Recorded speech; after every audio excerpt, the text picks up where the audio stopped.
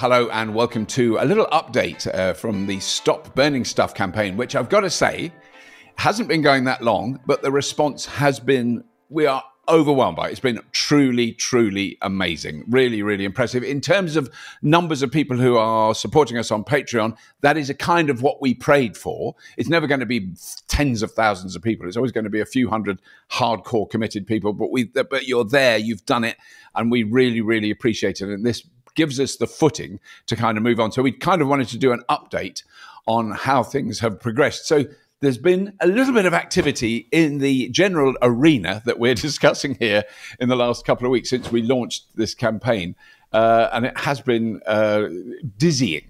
So I've actually been out of the country for a couple of days, literally a very small break in Paris, which was very interesting, where there is, again, a hugely complex debate about urban traffic, air pollution, electric vehicles, mobility, public transport. You know, it's absolutely at the forefront in Paris, particularly as they are preparing to host the Olympics next year. That's what a lot of their movement's for. And their idea is that no one will move around in Paris in connection with the Olympics in anything other than an electric vehicle, public transport, walking or bicycles, which is quite interesting. And it's very different there. But that's enough of Paris. Dan, has anything happened in the last couple of weeks? Well, I can't believe it's 2 weeks since we announced Stop Burning Stuff. For those who didn't see that, it's a campaign to push back against misinformation on electric vehicles of all shapes and sizes and clean energy misinformation as well. There's so much of that going around. So with a name like Stop Burning Stuff, really it's important to anchor this and say it is not just about cars. It really is just about cars. You've been to Paris, you've seen sort of micro-mobility and urban mobility. We believe in, fewer vehicles over time and smaller vehicles, lighter vehicles, more shareable vehicles, more efficient vehicles. But yes, electric. But that could be it could be a bike, it could be a trike, it can be a small electric car, large electric car, it can be commercial vehicles. But also, if you're talking about Stop Burning Stuff, you've got to clean up the grid. You've got to, add in electrification of heat, solar, wind, batteries, all of these good things. So that's our campaign. And in that area, I mean, it's just been an extraordinary 2 weeks. Probably, I thought it was going to be a quiet summer. It's been anything but. We've all been actually on our holidays of some sort or another. But Stop Burning Stuff has got off to an incredibly fast start. Yeah. And Quentin, you haven't been on holiday because you've been busy. You seem to be on the telly or the radio every 10 minutes. Well, yeah, I mean, we had several key events, didn't we, this week? We had Michael Gove coming out and saying that the 2030 deadline was immovable. And all that kind of telly and radio stuff, Robert, it does work. Dan and I had a long call with the press office of the Department for Transport saying, this is really, really important. We need to get this done. I was on Jeremy Vine talking to the arch EV hater, Craig McKinley, MP. We sent out loads of releases. We pushed the government, and we made it clear that it's not the car manufacturers are asking for this rollback 2030. It's a hard core of right-wing backbench MPs who are pushing internally to get this push back. And my conversations with Craig McKinley were really interesting in the sense that he didn't seem, with the greatest possible respect, to know all the technical stuff. And I think, this is what we're talking about in this campaign, isn't it? To have literacy on this subject. And it's no good steaming in and asking for government policy to be changed when you don't know about LFP batteries having no cobalt and the fact that, the amount of pollution that's always claimed to be so great from electric car and battery manufacturer is tiny compared to the fossil fuel thing. Let me just give you this stat, which was, again, this week, and it came from the Energy Transition Committee report called Material Resource Requirements for the Energy Transition. Stay with me, please. The CO2 or greenhouse gases from wind turbines, solar panels, EV batteries for the next 30 years, underline 30 years, is projected to between 15 and 35 gigatons. Okay, now that compares to the 40 gigatons from the fossil fuel energy extraction industry in a single year.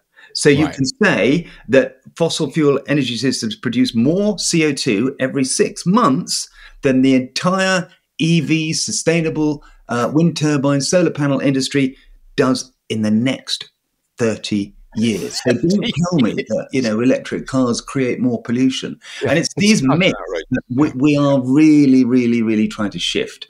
And, this information is out there. If journalists just look at it and don't repeat the old, well-worn, smooth stuff that we've seen on Facebook for years and years and years, and keep up to date with this really fast-changing market. I mean, we've got solid-state batteries just around the corner too. Yeah. So we're asking for accuracy, for fact-checking, and for the media to know what they're talking about. I mean, Dan, tell us about that cargo ship story. Oh, well, that was a fascinating example of how reporting works in energy and transport at the moment. There was a cargo ship with, I think, maybe 3,000 or something like that cars on. The vast majority, I think all bar 25 of them were ICE combustion engine vehicles. And there was a fire, quite a bad one, on that ship. Now, the cause is unknown. However, it very quickly became a tale of how it was an electric car that caught fire. And actually, there's a fantastic article that you can look at. We could post it in the description beneath this episode from Electric, which actually said they rang the authorities and it wasn't an electric car, or at least it wasn't known at that point. Yet these stories went out there that it was an electric car that had caused it. So it may well transpire that it was an electric car. But what was fascinating is the media reaction was as soon as there was even a sniff of an electric car that was on that boat, that became the dominant story. And also on the subject of fires, obviously, no one can fail to have noticed the sheer number of wildfires in Europe at the moment. We've talked about the zero emission mandate, and I think that the zero emission vehicle mandate, there were some fears the government was going to do a U-turn on that. I think those threats have receded, because at the end of the day, Quentin, there's the US and China are going gangbusters for all things electric. It would be a huge mistake for the UK to do a 180 on that policy. Yeah. It's more than a mistake, Dan. I mean, the SMMT published their June production figures, and a third of all cars made in this year so far are electrified, plug-in, and most of those cars will go to Europe. That's the market they're intended for. So if you change that 2030 deadline, this means the whole motor industry and all that investment will be thrown into disarray.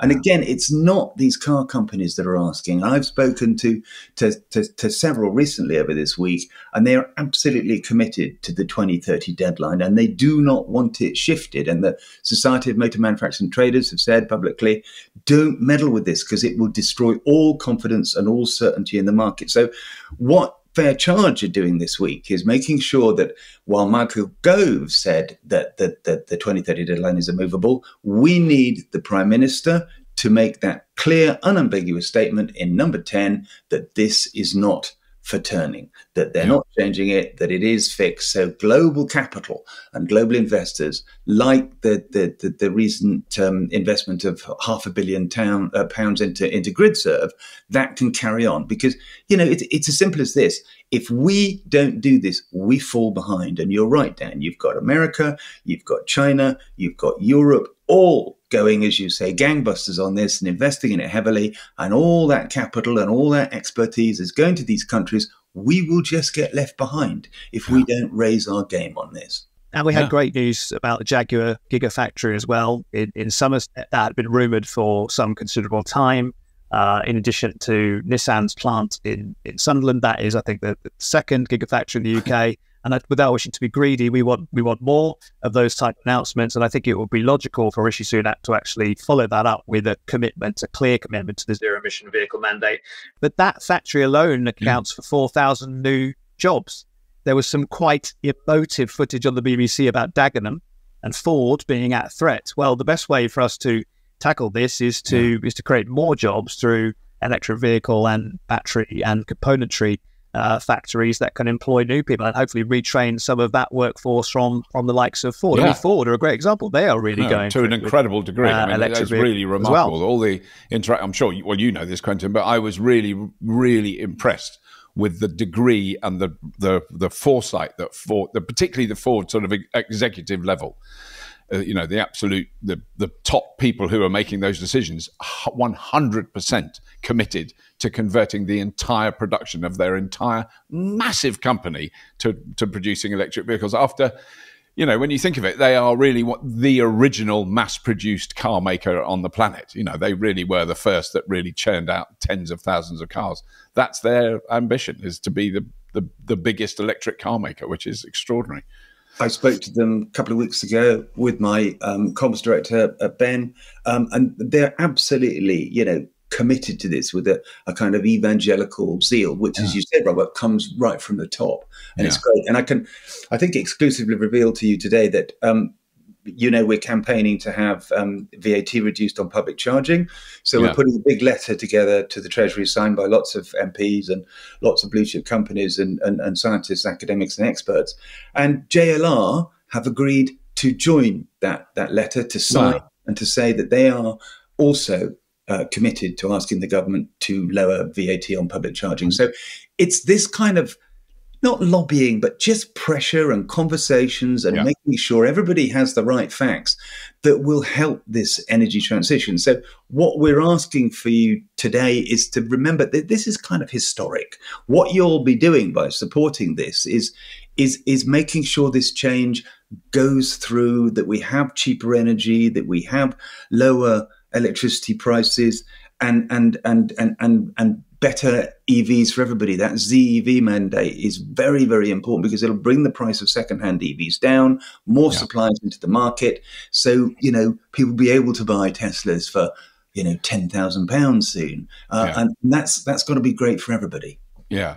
I mean, and the thing I've been trying to work out how to word it without sounding snide or rude, which I'm quite good at being snide and rude, I'm trying not to be, but is when people go, I don't want electric cars rammed down my throat. And I mean, the fact that if you use the term rammed down my throat, we know, sadly, that comes from the Daily Mail and nowhere else, because they love a bit of throat ramming. But the response I've been giving is, please don't worry. You don't have to drive in your lifetime. You don't need to stop driving a combustion car if that's your wish, because that's not what's happening. I think it's still that confusion specifically regarding the UK, is that there's the word ban and combustion engines is in the same sentence. No, well, it's not a ban on combustion engines. You can drive a combustion. You can, as one of the lords who's very hostile, it'll come to me in a moment, who owns a coal mine. Brilliant scientist, slightly retrograde opinions. He said, I'm going to buy an Aston Martin the night before midnight. So he's got a combustion car, which is fine. I think we will see a massive spike in combustion car sales then, but it's not going to be that big, because why would you? And then you can drive that for the next 30 or 40 till you're dead. Basically, there's no one alive now who wants to buy a combustion car that can't have it for the rest of their life. So calm down. You're okay, love. Don't worry about it. And it's also important to remember that there is no ban. You can, as you say, Robert, drive it for forever. Nobody's going to take it away from you. And you can still buy a petrol-powered car right up until 2035 in the form of a hybrid that you don't necessarily need to charge to make it go. You never need to charge it if you don't want to, and you just fill it with petrol. So there's 12 years before we're actually stopping selling all combustion engine cars. So there's no need to panic. And as you say, Robert, drive it till you keel over. Yeah. It really is interesting. There's been an absolute barrage, as there was before, of daily pieces in the Daily Mail. Pretty much every anti-electric story electric vehicle story you could dream up, if you were so inclined to do so. But what fascinated me is, while you were in Paris, Robert, is the BBC aired an hour-long special, which I've watched twice, so I could kind of understand where they're coming from.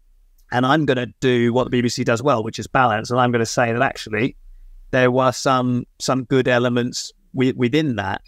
They did quite a good job, for example, of making it clear that probably Yeah. e-fuels and hydrogen are probably going to be a niche pursuit as far as passenger vehicles are concerned.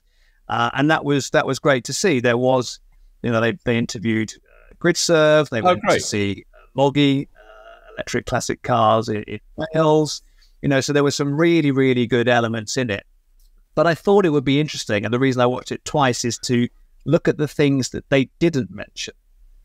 And so, for example, to Quentin's point, because there might be, Craig McKinley might have been watching that, for example, someone from a local council who signs off permissions might have been watching that. When you watch the BBC, it's all very well. I think everyone knows, or most people know, the Daily Mail is, perhaps a tabloid maybe to take with a pinch of salt. I think the BBC is held in very, very high esteem. And so when people watch it, it carries a certain heft that other kind of broadcasters and other press don't have. So it was interesting. They didn't really mention how much energy density has improved in battery chemistry in the last 10 years and the continuation of that. Yeah. They didn't mention other chemistries like LFP, no cobalt, of course, much less likely to catch fire. They didn't mention sodium ion, no lithium either. They didn't mention solid state. And I'm not talking about future technologies. LFP is in half of the Teslas being built right now. Sodium ion is coming in a lot of the Chinese manufactured cars later this year. Solid state is in the new Neo, as I understand it. They didn't talk about less mining and materials required. They didn't talk about the sheer volume of vehicles available. Do you remember when we did Fully Charged Live 1 at Silverstone, Robert? There were only 10 cars at that point. Now there are hundreds. Most of the images they used were of things like the Nissan Leaf, the Mark I Nissan Leaf. So they weren't including a lot of the kind of quite, let's be honest, quite cool-looking cars. They didn't talk about the second-hand market, which is growing. They didn't talk about the fact that more and more people are buying these cars year on year in the UK. They didn't talk about how other countries are adopting electric vehicles at pace. There was no mention of Norway or Netherlands or anywhere like that, or China. And they didn't talk about the fact that Norway have done that without any real issues around grid or anything like that. They didn't talk about how much charging is done at home. Now, obviously, some people don't have driveways. I get that. That is harder. It's solvable, but it is harder. But they didn't talk about the fact that if you are fortunate enough to drive a driveway, you'll probably do almost all of your charging at home.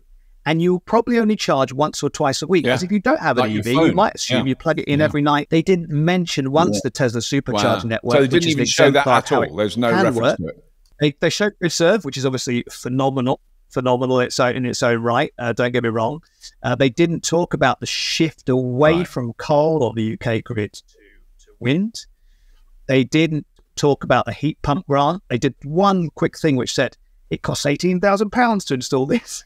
And as if you know, actually, heat pump grants from Octopus and British Gas are now available for more like £4,000.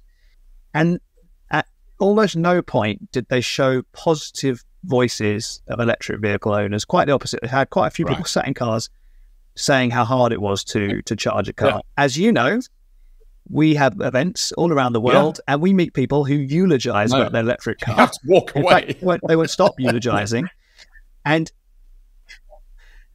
so it's not the experience of every electric vehicle owner that have these frustrations. So I just thought it was interesting what they didn't say.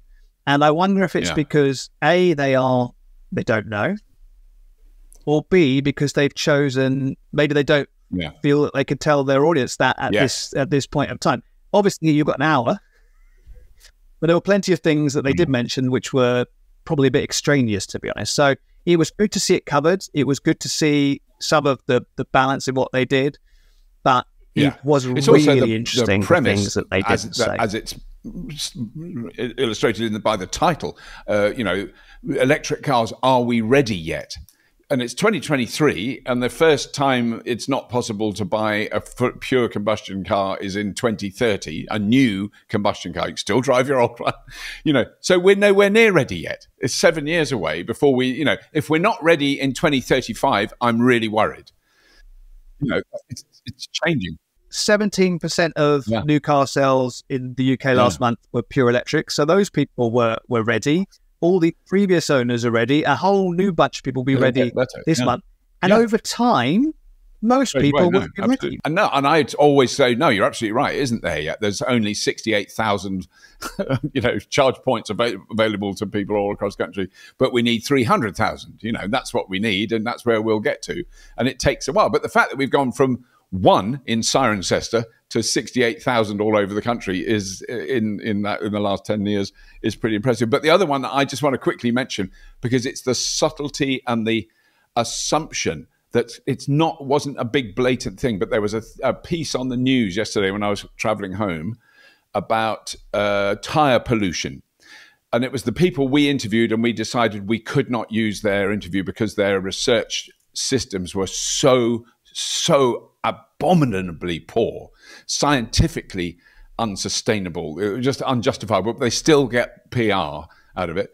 But anyway, I don't even want to go into that because they're too annoying. But the guy just said casually, obviously the woman the journalist asked, are SUVs, big SUVs, a problem with increased tire pollution? He went, absolutely, without question. The bigger and heavier the vehicle, the more wear you get on the tires, and the more blah blah blah. And he went, that's perfectly all right. And the fashion in big SUVs is one of the worst things that's happened from the point of view of pollution that doesn't come out of an exhaust pipe. And I went, good on you, mate. And then he said, and of course, as we all know, electric car tires wear down faster. That was just left. She didn't comment on that. She didn't say anything when it moved on to another topic. And you went, well, we all know that's absolutely the opposite. It's not just not quite right, it's completely 100%. And I think if it's our age, Quentin, I think if someone's 25 and they've only ever driven electric cars, they don't know how often they would have replaced their tires. Yeah. But we know. we do. And my Tesla is on its original Hankook factory supplied tires after 3 years and 35,000 miles. And I think, and I haven't measured them, I've probably got 50% tread left. So This does not match up with my experience or the experience of lots and lots of other people. But as we keep saying, we're not hearing those voices. On Stop Burning Stuff, we're going to keep pushing those messages out, educating people, providing sort of rebuttals, to things that aren't true. We need Patreons to support us in that respect, but we've got off to a great start.